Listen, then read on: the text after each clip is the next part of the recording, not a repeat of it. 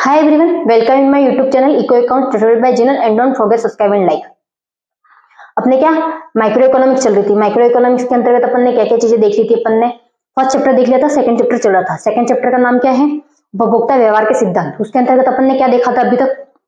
पहले उपभोक्ता की डेफिनेशन देखी, उसके बाद देखा उपभोक्ता व्यवहार के विश्लेषण के लिए देखा, उसमें कितने थे? 2 थे।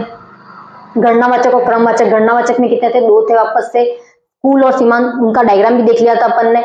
उसके बाद देखा था अपन ने हास नियम किसने दिया था? गोसेन ने दिया था, 1834 में दिया था। ये सारी चीजें अपन ने देख चुके थे, 1854। ठीक है, ये सारी चीजें अपन ने देख ली थी। उसके बाद अपन ने देखा था तटस्थ वक्र या अधिमान वक्र देखा था, किस तरीके से बनते हैं, उसकी विशेषता, मान्यता, वो सारी चीजें अपन ने देख ली थी। अब क्या है अपने? बजट। क्या है? उपभोक्ता का बजट। सेकंड टॉपिक क्या है अपना? उपभोक्ता का बजट है। उपभोक्ता के बजट के अंतर्गत क्या क्या चीजें, मतलब बजट क्या होता है? जिसे अपन को ये पता है कि उपभोक्ता कौन है। सबसे बड़ी बात तो उपभोक्ता हम है। उपभोक्ता की डेफिनेशन लिखवाई थी मैंने। उपभोक्ता हम है, हमें कुछ ना कुछ चीजें चाहिए होती है। अब कुछ ना कुछ चीजें चाहिए होती है, उसके लिए पैसा भी तो होना चाहिए जेब में। अगर बिना पैसों के आप कुछ भी चीज खरीद सकते हो? नहीं खरीद सकते हो। अपन ने अभी जो जो चीजें पढ़ी थी उसमें ये देखा था कि अपन को कितनी चीजें चाहिए। अपन एक चीज को है ना पाने के लिए क्या करते हैं? अपने एक चीज की संतुष्टि के लिए दूसरी चीज को कम करते हैं। ये सारी चीजें देखी थी अपन। बट उन चीज को प्राप्त कैसे कर रहे हैं? अपन पैसा देके प्राप्त कर रहे हैं। अगर अपने पास पैसा नहीं होगा तो उस चीज को प्राप्त कर सकते हैं क्या? नहीं प्राप्त कर सकते अपन। तो सबसे पहले उसके लिए क्या? बजट इंपॉर्टेंट है। बजट, अपन कोई भी चीज खरीदे तो उसकी कीमत कितनी होनी चाहिए? अपना जितना बजट है या अपनी सैलरी है, जितनी आय है, उससे कम होनी चाहिए। क्या होनी चाहिए? कम होगी तो ये अपन खरीद पाएंगे।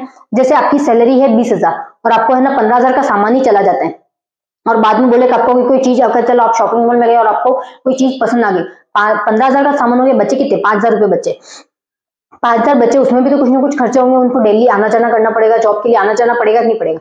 पड़ेगा। उसके लिए भी कुछ खर्चा होगा। और आपको वो चीज पसंद आ गई और वो चीज ही 5,000 की, तो आप ले पाओगे क्या? नहीं ले पाओगे। क्यों नहीं ले पाओगे? क्योंकि आपके पास बजट ही नहीं है, आपके पास पैसा नहीं है, इसलिए आप नहीं खरीद पाओगे। तो आप क्या करोगे? कम कम पैसों की वही चीजें खरीदने की कोशिश करोगे। तो किस पर डिपेंड करता है अपन क्या चीज खरीदते हैं, क्या चीज नहीं करते? पैसे पे डिपेंड करता है। तो बजट किस पे डिपेंड करता है? आय पर। आय मतलब पैसा, जो अपने पास आय है। तुम इसको बना के डेफिनेशन लिख सकते हो कि किसी व्यक्ति की आय जो होती है उस पे है ना बजट बनता है। किस पे बनता है बजट? आय पर। फिर उसमें दो वस्तुओं में कंपेयर देखा जाता है। क्या देखा जाता है? 2 वस्तुओं में कंपेयर देखा जाता है। 2 वस्तुओं में क्या कंपेयर कैसे देखा जाता है? देखो, पहले है ए वस्तु। ए वस्तु कुछ भी हो सकती है, ठीक है, और बी वस्तु। अपन यहाँ पे देखते हैं, फोन ही देख, फोन, अपन ने यहाँ पर देखा पिज्जा और यहाँ पे देखी रोटी, ठीक है।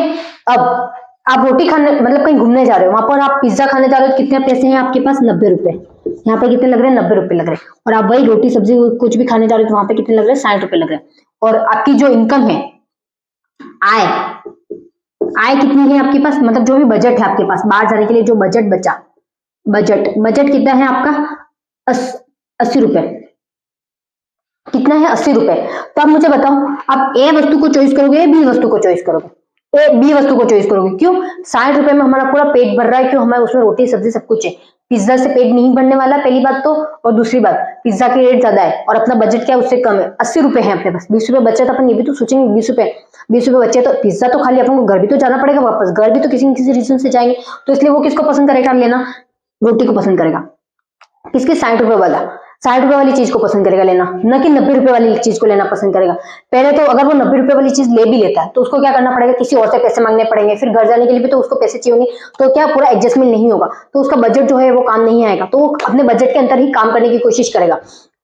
कोई व्यक्ति है, अब एक ही व्यक्ति है, चावल ले लो, चावल अच्छी क्वालिटी के हैं, अच्छी क्वालिटी के, तो उसकी रेट होती है 80 रुपए 90 रुपए 1 किलो की। और वही लोएस्ट जो चावल होते हैं उनकी भी होती है। ऐसा नहीं है कि 80 रुपए के 90 रुपए के ही चावल होते हैं, 40 रुपए के भी होते हैं, 40 रुपए किलो भी होते हैं, 35 रुपए किलो भी होते हैं, उसके बाद 50 रुपए भी होते हैं, 60 रुपए भी होते हैं। अब लोगों का जो बजट होगा उसके हिसाब से वो सामान लेगा, न कि उस हिसाब से सामान लेगा कि चलो ठीक है ये अच्छा है तो यही लेते रहे। अब जो 35 रुपए वाले हैं उसमें थोड़े कंकड़ भी आएंगे, जरूरी नहीं सारे चावल ये है, टेस्ट भी नहीं होगा वो। पर 40 रुपए वाले में क्या होगा कि थोड़ा कंकड़ कम आएंगे, उसकी क्वालिटी थोड़ी सी ज्यादा अच्छी होगी। उसके बाद जैसे 50 रुपए वाला है तो 50 रुपए वाले की क्वालिटी थोड़ी और ज्यादा अच्छी होगी, उसका टेस्ट भी अच्छा आएगा। बट क्या 90 रुपए वाले की क्वालिटी बहुत अच्छी है, बट जो 20,000 रुपए कमा रहा है मंथली, वो 1 किलो चावल मतलब 1 किलो तो खरीदेगा नहीं, 1 महीने में 1 किलो तो जाते नहीं, उससे ज्यादा ही जाते होंगे, किसी किसी के होंगे 1 किलो ही जाते होंगे। वो उस घर वाले पे डिपेंड करता है कि घर में फैमिली मेंबर्स कितने, ठीक है, तो कितने फैमिली मेंबर्स पे डिपेंड करता है। वो अपने बजट के हिसाब से उसमें चावलों की अलग अलग क्वालिटी है, तो उसमें से उसको कौन सी क्वालिटी लेनी है वो उस पर डिपेंड करता है। अगर किसी का मतलब आय बढ़ती है तो उसका जो बजट होता है वो भी बढ़ जाता है। अगर तुम्हारे पापा की देख लो, सोचो कि तुम्हारे पापा की इनकम अभी 20,000 है, 20 है, 40 है, 50 है, जो भी है, ठीक है, अब 50 थी तो 50 से 60 हो गई, तो तुम्हारी जो डिमांड होगी वो भी तो बढ़ेगी और घर वालों की भी डिमांड बढ़ेगी। अब नहीं, ये चावल अच्छी क्वालिटी का नहीं आता तब दूसरी क्वालिटी का चावल ले, या फिर ये क्वालिटी गेहूं की अच्छी नहीं है तो अपन ये ले, होता है ना। क्या चीजें होती है, तेल ये क्वालिटी का अच्छा नहीं है तो अपन इस क्वालिटी का ले। ऐसा नहीं है कि अपन को कोई जीरो से मतलब जो भी चीजें होती है लोएस्ट क्वालिटी की भी होती है, उससे ज्यादा बढ़ती बढ़ती बढ़ती भी जाती है, बट अपन को किस पे लेना है, अपने बजट पे लेना है। किस पे डिपेंड करता है, अपना बजट पे डिपेंड करता है। तो उसमें क्या किया जाता है, दो वस्तुओं में कंपेयर किया जाता है, अपने बजट में क्या किया जाता है, दो वस्तु में कंपेयर किया जाता है, फिर कौन सी वस्तु छोड़नी है और कौन सी वस्तु लेनी है किस पे डिपेंड करेगा, अपने बजट पे डिपेंड करेगा। तो ये तुम्हें डेफिनेशन है जो बना के लिखनी बजट में, ठीक है। अब क्या है बजट रेखा, अपनी बजट रेखा या बजट सेट अगर अपन को कोई भी बना रहा है तो उसका डायग्राम भी बनाना ही पड़ेगा, ठीक है। तो सबसे पहले मैं इसका तुम स्क्रीनशॉट ले लो इसका एक बार, आज स्क्रीनशॉट लेने के लिए बोला ही नहीं। बजट रेखा के अंतर्गत बजट रेखा ग्राफ बनाया जाता है जिसमें हम दो वस्तुएं लेते हैं एक्स और वाई है, जिसकी प्रति इकाई कीमतें पी एक्स पी वाई से की जाती है, जो बजट रेखा समीकरण या बजट रेखा निम्न अनुसार होगी। एम बराबर एक्स पॉइंट, पॉइंट का मतलब यहां पर क्या है, गुणा है, ठीक है ना, P X plus Y point P Y. M का मतलब क्या, उपभोक्ता की आय, मतलब उपभोक्ता कितना कमा रहा है, ठीक है। और एक्स का मतलब क्या है, पहली वस्तु, वाई का मतलब क्या है, दूसरी वस्तु, और पी एक्स का मतलब है पहली वस्तु की कीमत, और वाई का पी वाई का मतलब है दूसरी वस्तु की कीमत। यहाँ पर ये जो पॉइंट लगे हुए हैं, पॉइंट लगे हुआ का मतलब क्या है, यहाँ पे गुणा करना है, क्या करना है, गुणा करना है।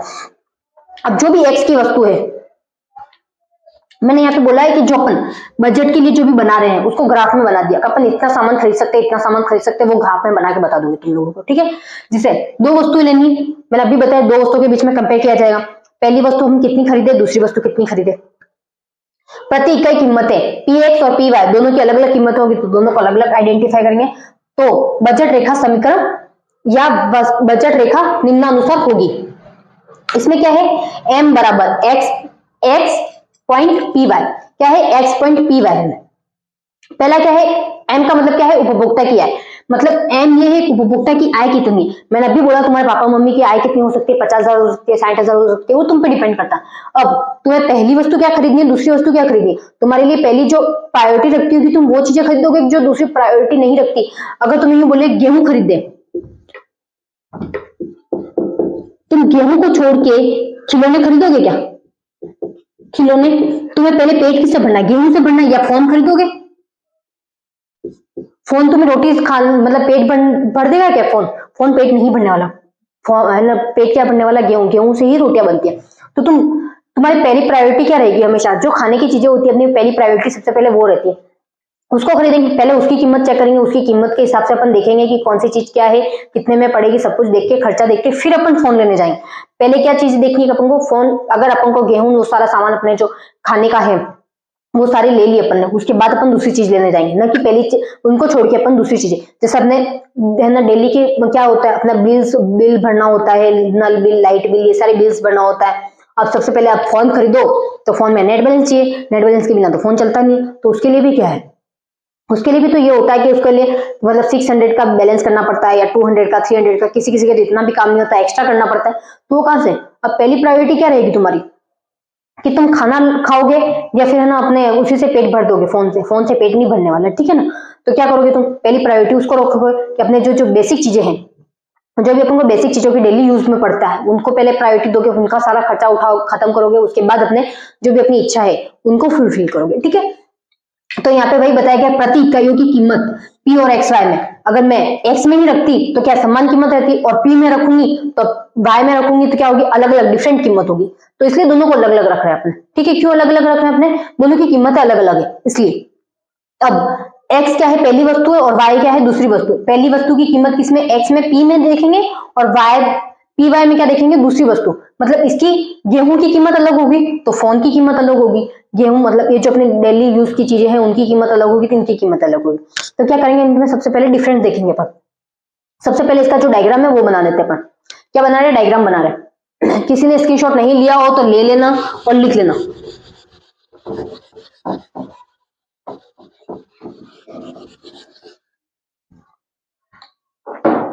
सबसे पहले अपन डायग्राम कभी भी बनाते हैं तो बजट का डायग्राम कैसे बनता है? इस तरीके का। पहले तो सबने ये देखना है कि डायग्राम तो इसी तरीके से बनेगा। यहाँ पर क्या आएगा? यहाँ पर एक्स आएगा, यहाँ वाई आएगा। ये तो तुम लोगों को सबको पता ही है कहां पर क्या आता है। अब यहां पर जो अपन ने ये तो कर लिया, कितना तो आ गया, ठीक है।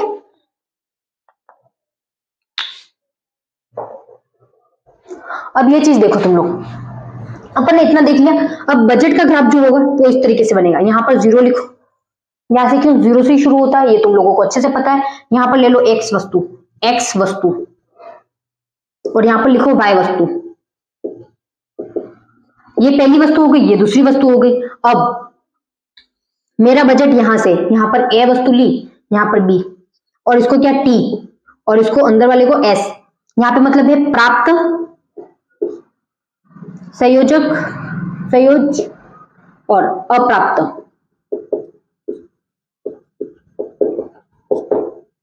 अप्राप्त संयोजन, यहां पर क्या है? प्राप्त संयोजन, यहां पर है अप्राप्त संयोजन। डायग्राम इस तरीके से बनेगा। तटस्थ वक्र का क्या है? वो डिफरेंट बनता था, वो भी मैंने बता दिया था। वो क्या लाइन को नहीं छूता। तो यहाँ पर क्या बजट, एक्स वस्तु, यहाँ पर ए वस्तु है, यहाँ पर बी वस्तु है। अब देखो तुमने दो वस्तुएं खरीदे हो, पर दो वस्तुएं किस तरीके की खरीदोगे? जो तुम्हारे ये बजट है पूरा, ये कौन सा बजट ग्राफ है? Budget graph. एक मिनट में ग्राम लिख दिया मैंने यहाँ पे, ग्राफ। क्या है? ग्राफ। तो तुम इस तरीके की वस्तु खरीदोगे, ए और बी दो वस्तु भी खरीदे हो तो तुम कौन सी खरीदोगे? उस टाइप की वस्तु खरीदोगे जो तुम्हारे इस डायग्राम के अंतर्गत आ जाए। मतलब अगर यहाँ पर 5,000 की कीमत हो रही है और तुम्हारी सेविंग भी बजट ही 5,000 का है, तो तुम्हारे यहाँ पे 6,000 के ऊपर वाली जो वस्तु होंगी वो नहीं आएगी। कौन सी नहीं आएगी? 6,000 के ऊपर वाली। मतलब 5,000 के ऊपर वाली यहाँ जो भी वस्तु होगी 6,000 तक होगी वो नहीं आएगी। कौन सी आएगी? 5,000 वाली। 5,000 वाली वस्तु तुम्हें क्या हो रही है? प्राप्त हो रही है। इसलिए मैंने बोला है प्राप्त संयोजन। और यहाँ पर क्या लिखा है? टी, टी करके लिखा है अप्राप्त संयोजन। क्यों? यहाँ की जो चीजें हैं वो प्राप्त नहीं हो रही है अपन को। यहाँ से जो भी इस डायग्राम से बाहर जाएगी वो चीजें अपन को प्राप्त नहीं होगी। यहाँ पे भले तुम्हारा कितना भी हो, यहाँ पे 50,000 हो, 60,000 हो, अंदर कितना हो? 60,000 हो, जितना भी हो उसके अंतर्गत ही अपन सामान खरीद सकते हैं। उससे बाहर अपन सामान नहीं खरीद सकते। यहाँ पे लिखा है, इसीलिए अप्राप्त लिखा है। क्यों लिखा है अप्राप्त? क्यों लिखा है? यहाँ के बाहर की जो वस्तु है अपन को प्राप्त नहीं हो सकती, अंदर की वस्तु प्राप्त हो सकती है। यहाँ पर ए और बी लिखा है मैंने। क्यों लिखा है? ए वस्तु और बी वस्तु, ए और बी वस्तुओं को प्राप्त करने के लिए अगर मेरे को यहाँ से सी वस्तु प्राप्त करनी है तो मैं सी वस्तु नहीं खरीद पाऊंगी। क्यों नहीं खरीद पाऊंगी? क्योंकि ये बजट रेखा के बाहर जा रही है। बजट रेखा के बाहर जा रही है। मेरा बजट तो इतना ही है कि मैं इस वस्तु को यहाँ तक खरीद सकती हूँ, उससे ज्यादा नहीं खरीद सकती। अब मेरा सारा बजट यहीं पे खत्म हो गया तो मैं दूसरी वस्तु खरीदूंगी क्या? नहीं खरीदेंगे अपन। तो क्या करेंगे? यहाँ पे सबसे पहले एम मतलब उपभोक्ता की आय लिखी जाएगी। उसके बाद पी वाई, पी वाई ये वाली क्या होगी? एक्स वस्तु। यहाँ पे क्या होगी? एक्स वस्तु और ये बी वस्तु, ठीक है। मतलब वाई वस्तु, एक्स वस्तु। फिर उसकी दोनों की कीमत लिख देंगे। जो भी कीमत होगी, यहाँ पर 80 रुपए है, यहाँ पर 90 रुपए है, दोनों को मिलाकर जितने हो रहे हैं, यहाँ पर 5,000 है, यहाँ पर 4,000 है, तो कितने हो रहे हैं? 9,000 हो रहे हैं। जिसमें भी अपना खर्चा होगा उस तरीके के अपन देख लेंगे और उनको जोड़ के देख लेंगे कितना होगा। और डायग्राम इसी तरीके से बनेगा। अपना जो तटस्थ वक्र था, तटस्थ वक्र का डायग्राम कैसे बन रहा था? तटस्थ वक्र का डायग्राम इस तरीके से बन रहा था। उसकी में वापस थे कि अगर तीनों को देखते हैं, तीनों में संतुष्टि देखते हैं, तो तीन संतुष्टि किस तरीके से? 1 2 3, पर तीनों ही एक दूसरे को टच नहीं करेंगे। ना तो ये नीचे वाली लाइन को टच करेगी, नीचे वाली को, या तो ना तो ये काटते हैं। ये मैंने बता दिया था तुम लोगों को, इस तरीके से काटेंगे भी नहीं, इस तरीके से नहीं काट रहे थे। ये चीजें अपन देख चुके थे। ये तटस्थ वक्र की क्या है? मान्यता है, विशेषता थी। ये काटते हैं, नहीं काटते हैं, एक दूसरे को नहीं छूते हैं, ये अपन ने देख लिया था पूरा। उसके बाद अपन ने ये क्या, ये बजट का है, वो तटस्थ का है, या अधिमान वक्र। तटस्थ मतलब अधिमान वक्र का। और ये किसका है? बजट का। बजट का ग्राफ इस तरीके से बनता है। किस तरीके से बनता है? इस तरीके से बनता है। अब तुम लिख सकते हो, इसके अंतर्गत वापस इसका विश्लेषण लिखना पड़ता है, तो तुम इसका विश्लेषण भी लिख सकते हो चाहो तो। लिखना चाहो तो लिखो, मैं बोल रही हूँ आज तो। कीमत रेखा दो वस्तुओं, कीमत रेखा दो वस्तुओं के इन विभिन्न संयोजनों को बताती है। कीमत रेखा विभिन्न संयोजनों के विभिन्न संयोगों को बताती है जिन्हें उपभोक्ता अपनी आय व दो वस्तुओं की कीमतों के लिए दिए होने पर प्राप्त कर सकता है। ए बी बजट रेखा पर खींचे गए बिंदुओं पर उपभोक्ता की ए बी बजट रेखा पर खींचे गए बिंदुओं पर ही उपभोक्ता की संपूर्ण आय खर्च हो जाती है।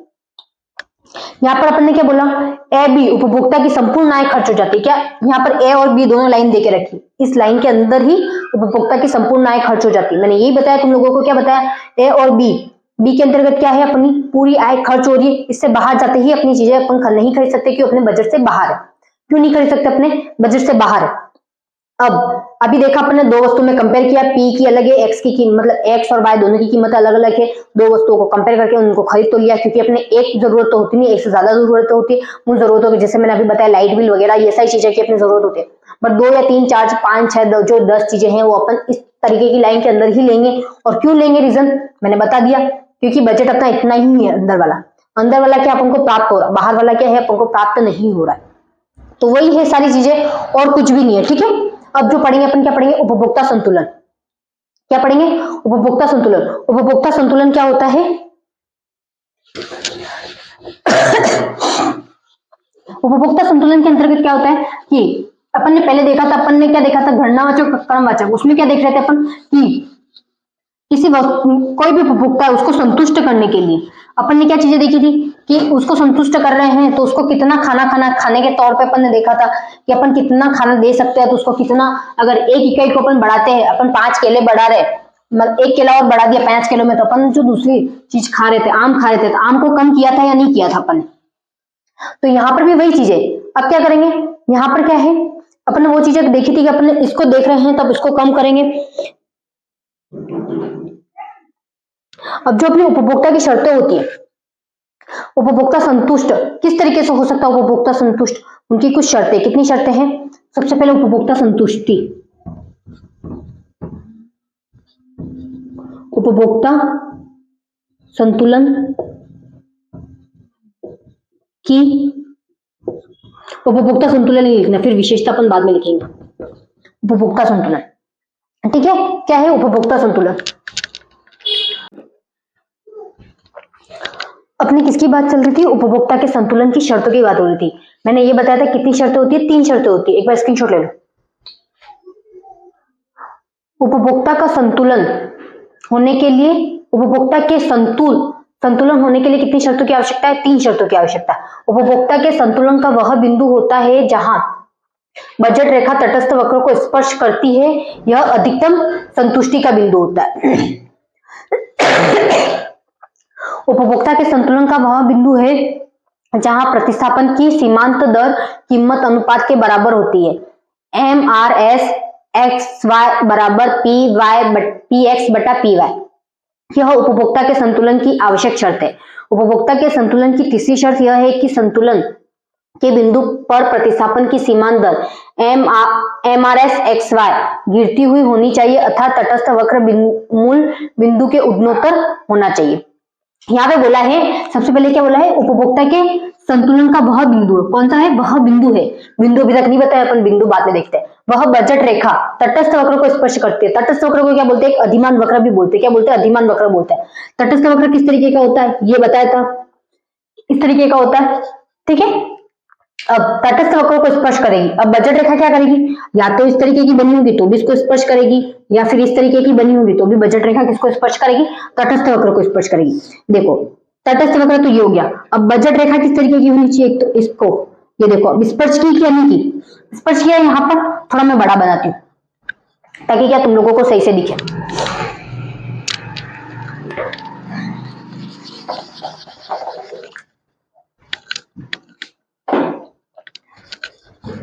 यहाँ पे सबसे पहले बोला गया है कि बजट रेखा क्या होती है, तटस्थ वक्र को स्पर्श करती है। क्या बोला गया, स्पर्श करती है। ये देखो ये, अब तटस्थ वक्र किस तरीके का होता है, तटस्थ वक्र इस तरीके का होता है, इसी तरीके का होता है। अब इसको स्पर्श करने के लिए क्या, एक तो ये तरीका है, मतलब ये इसको इस तरीके से थोड़ा सा ये स्पर्श हो गया। अब दूसरा तरीका क्या है, बजट का ग्राफ किस तरीके का बनता है, या तो इस तरीके का हो और फिर एक मिनट, ये तटस्थ वक्र बना या फिर इस तरीके से टच करता हो, क्या बजट रेखा टच करनी चाहिए, क्या करनी चाहिए, टच करनी चाहिए। किससे टच करनी चाहिए? जो बजट ग्राफ है। बजट ग्राफ क्या है अपना? ये वाला बजट ग्राफ है। अभी ए वस्तु यहाँ पर है और बी वस्तु वहां यहाँ पर है। अब इन बिंदुओं का क्या है ये, और जो प्राप्त नहीं हुआ वो कहाँ चला जाएगा? बाहर चला जाएगा। कहाँ चला जाएगा? बाहर चला जाएगा। तो यहाँ पर यही बोला गया स्पष्ट करनी होनी चाहिए, या तो इस तरीके का डायग्राम बनना चाहिए या इस तरीके का डायग्राम बनना चाहिए। ठीक है, उपभोक्ता के संतुलन का वह बिंदु जहां पर प्रतिस्थापन की सीमांत दर कीमत अनुपात के बराबर होती है।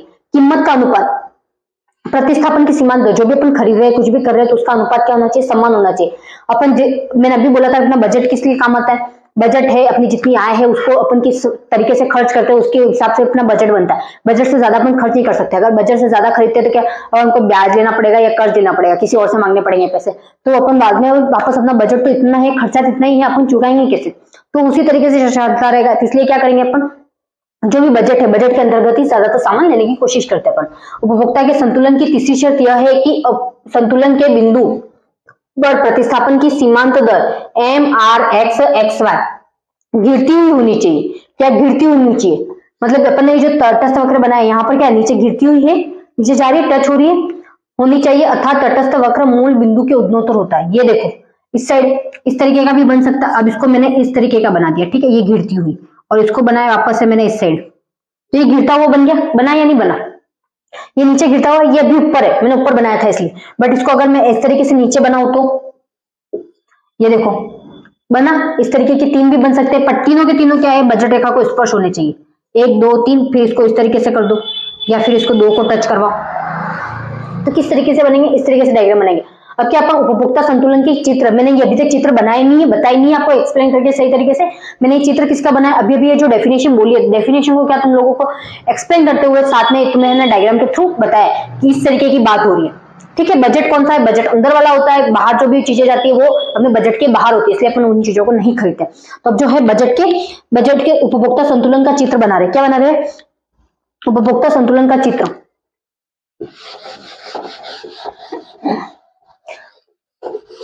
अगर तुम लोगों ने वापस से नहीं लिखा हो तो एक बार पीछे करके रिवाइज करके देख लेना, ठीक है ना। मैं भी इसको वापस बोल रहा था तुम लोगों को स्क्रीनशॉट लेने के लिए, वापस नहीं लिख सकती।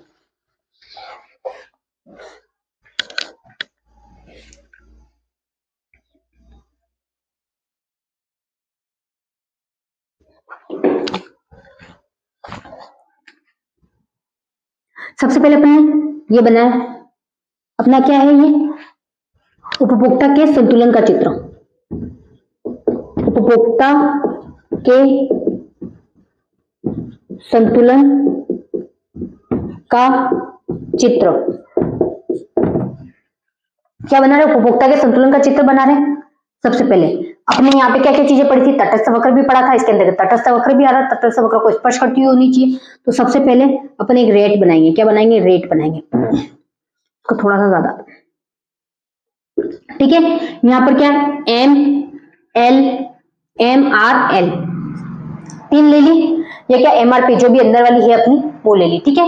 यहाँ पर Y होता है हमेशा, यहाँ पर X होता है, यहाँ पर X वस्तु, वहां पर Y वस्तु, यहाँ पर 0 रहता है 0। अब क्या करते हैं? तटस्थ वक्र। तटस्थ वक्र जो है अपना, तटस्थ वक्र इस तरीके का बनता है, एक इस तरीके का होगा, एक इस तरीके को, इस पर ये इसको स्पर्श करना चाहिए, ठीक है। इस पॉइंट को स्पर्श करना चाहिए, किस पॉइंट को? इस पॉइंट को स्पर्श करना चाहिए, और एक ऊपर चला जाएगा। यहाँ पे IC1 IC2 और IC3। अब मुझे एक चीज बताओ, और यहाँ पे क्या मतलब अपनी जो रेट है, ठीक है, ये इसको रेट बता देंगे। एक चीज ध्यान रखना हमने, IC1 क्या था कि जो निम्न संतुष्टि थी, मतलब जो अपनी संतुष्टि का मूल बिंदु वो बता रहे थे। किसमें बता रहे थे? IC2। और IC2 में क्या बताया जा रहा था? फिक्स बताया जा रहा, मतलब थोड़ा सा ज्यादा हो, ज्यादा नहीं। और IC3 में क्या बताया जा रहा था? सबसे ज्यादा। अब सबसे ज्यादा कब होगा? अच्छा, अपने यहाँ पे बजट कहां तक अपन कर सकते हैं? बजट अपना व्यवस्थित रूप से जहां तक थोड़ी सी ज्यादा संतुष्टि मिल जाता है। अपन को सामान भी लाते तो अपन की थोड़ा सा हिसाब से ज्यादा लाते। क्यों लाते? बाई चांस कोई मेहमान आ गया, कुछ हो गया तो क्या करेंगे? सामान तो अपन थोड़ा ज्यादा लाते। क्यों लाते अपन सामान? क्यों? यहाँ पर वही बताया गया है, अपना क्या बजट है, बजट से मतलब बजट तो अपने इतने में निपट गया, ठीक है। ये जो तटस्थ बिंदु है उसके अंतर्गत बजट क्या हो गया? निपट गया। उसके ऊपर अपन ने यहाँ पे थोड़ी सी सामान की चीजें ज्यादा खरीदी अपन ने, क्यों? संतुष्टि अपन थोड़ी सी ज्यादा चाहते थे, तो इस वजह से हमने क्या थोड़ा सा सामान एक्स्ट्रा खरीदा, तो क्या हुआ यहाँ पर ये जो बिंदु आया वो किसमें, बजट के अंतर्गत आ गया। अब बजट के बाहर कौन सी चीजें गई, जो अधिकतम मतलब जिन संतुष्टियों की अपन को जरूरत भी नहीं थी, जिन चीजों की अपन को जरूरत नहीं थी, अपन ने वो भी चीजें खरीदने चाहते, तो उसके लिए क्या वो बजट रेखा बाहर चला गया। जैसे मैंने आपको बोला था तुम लोगों को, अब मैं बाहर जाऊं, मैं बोलूं मेरे को ये भी खाना है, डिनर में तुम लोगों ने देखा होगा ज्यादा, आजकल डिनर में क्या होता है, इतनी सारी चीजें होती है कि तुम देख के ही पागल हो जाते हो, देखते देखते ही पेट भर जाता, नहीं मैं तो ये खा लूंगा, मैं ये खा लूंगा, ये करके पूरी थाली भर देते हो तुम लोग। थाली भरते हो, पूरी थाली का खाना खा सकते हो क्या, तुम पूरी थाली का खाना नहीं खा सकते, उसमें क्या थोड़ी थोड़ी चीजें खा सकते हो तुम, या तो एक एक बाइट चेक करोगे, एक एक बाइट टेस्ट करते करते ही तुम्हारा पेट भर जाएगा। बट तुम चीजें क्या सोचोगे, नहीं मैं तो इतना खा लूंगा, यूं करके इतनी चीजें लोगे, अब वो चीजें दूसरी वेस्टेज हुई या नहीं हुई। तो यहाँ पर भाई तुमने यही किया, यहाँ पर क्या तटस्थ सबसे ऊपर वाला क्या अधिकतम संतुष्टि बता रहा, मतलब उन संतुष्टि की अपन को जरूरत भी नहीं है, तुम इतना खाना खा लो कि तुम्हारा पेट ही फट जाए, तो इसका कोई लिमिट मतलब है मुझे बताओ, नहीं उस चीज का कोई मतलब। तो अपन को कितना खाना खाना चाहिए, क्या करना चाहिए, वो किस पर डिपेंड करता है अपने, अपन को जो संतुष्टि मिल रही है नॉर्मल संतुष्टि पे, अपन ज्यादा खाना खा भी लेते तो अपनी तबीयत खराब हो जाती है, तो अपन को ये सारी चीजें देख के चलना चाहिए कि किस तरीके से क्या करना है अपन को, अपन पागलों की तरह ऐसे ही फालतू खाना नहीं खा सकते, ठीक है। ऐसा हो कि तुम्हें 10 दिन के बाद खाना मिले तो तुम 10 दिन का साथ में एक साथ करोगे तो वो भी नहीं होगा, उस टाइम भी तुम ज्यादा खाना नहीं खा पाओगे, जितनी संतुष्टि होगी उतना ही खाना खा पाओगे, या जितना तुम खाते हो उससे भी कम खा पाओगे, क्योंकि तुम इतने दिनों से भूखे थे, तुम लोगों को एक साथ इतना सारा खाना मिल गया तो भी नहीं खा पाते। तो क्या अगर तुम खाने की कोशिश भी करते हो तो क्या हो जाता है, अपनी तबीयत खराब हो जाती है। तो वैसे ही है, जैसे अपन ने बजट से ज्यादा, अपना इतना ही बजट है, अपन ने बजट से ज्यादा चीजें खरीदी तो अपना क्या बजट हिल जाता है पूरा, अपने पास जो भी है ना स्थिति होती है अपनी, जिस तरीके की किस तरीके से घर चल रहा है वगैरह वगैरह, तो वो क्या है वो पूरा का पूरा हिल जाता है। अपन को क्या फिर है ना ये भी सोचना पड़ता है बजट के साथ साथ अपन को वो कर्जा चुकाना, वो कर्जा कैसे चुकाएंगे, उसको किस तरीके से मैनेज करेंगे, वो सारी चीजें अपन सोचने लग जाते हैं, सोचते नहीं सोचते। तो ये जो है वो ज्यादा संतुष्टि को बता रहा है, किसको बता रहा है, ज्यादा संतुष्टि को बता रहा है। तो इस चित्र के अंतर्गत और कुछ नहीं है, यही है। अब अगर इसको चाहो तो तुम ये लिख सकते हो, मैं बोल रही हूं तुम लोग लिख दो, चित्र ए बी में, ए बी बजट रेखा है, क्या है चित्र ए बी क्या है, बजट रेखा है, क्या है ए बी बजट रेखा, ये वाली और ये बजट रेखा है, क्या है बजट रेखा है, तथा तटस्थ मानचित्र में IC1 IC2 IC3 तीन तटस्थ वक्र है, तीन तटस्थ वक्र है, बजट रेखा के लिए दिए हुए होने पर उपभोक्ता की अधिकतम IC2 वक्र को प्राप्त कर सकता है।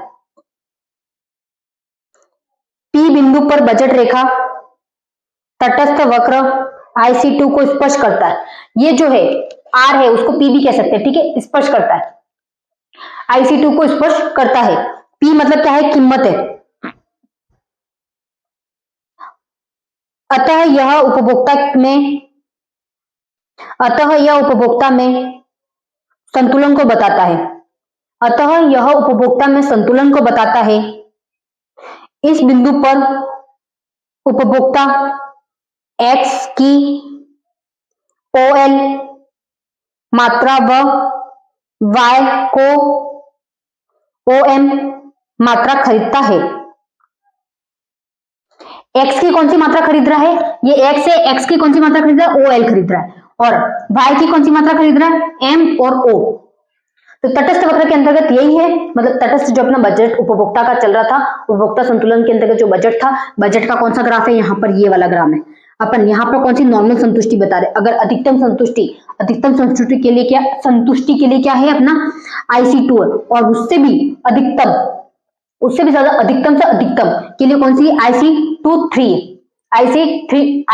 है, कितनी है IC3, इसको प्राप्त नहीं की जा सकती, क्यों, ये बजट से बाहर जा रही है, तो इसके अंतर्गत यही लिखा गया और कुछ नहीं है, ठीक है। जो मैंने तुम लोगों को एक्सप्लेन किया वो का वो है, तुम चाहो तो हर डायग्राम में इस तरीके से बना सकते हो। तुमने ये डायग्राम क्यों बनाया, डायग्राम को एक्सप्लेन कर सकते हो, तुम्हारा क्या जो एग्जामिनर भी होगा वो भी खुश होगा कि नहीं बच्चे ने बहुत अच्छा लिखा है, इस तरीके से, ठीक है।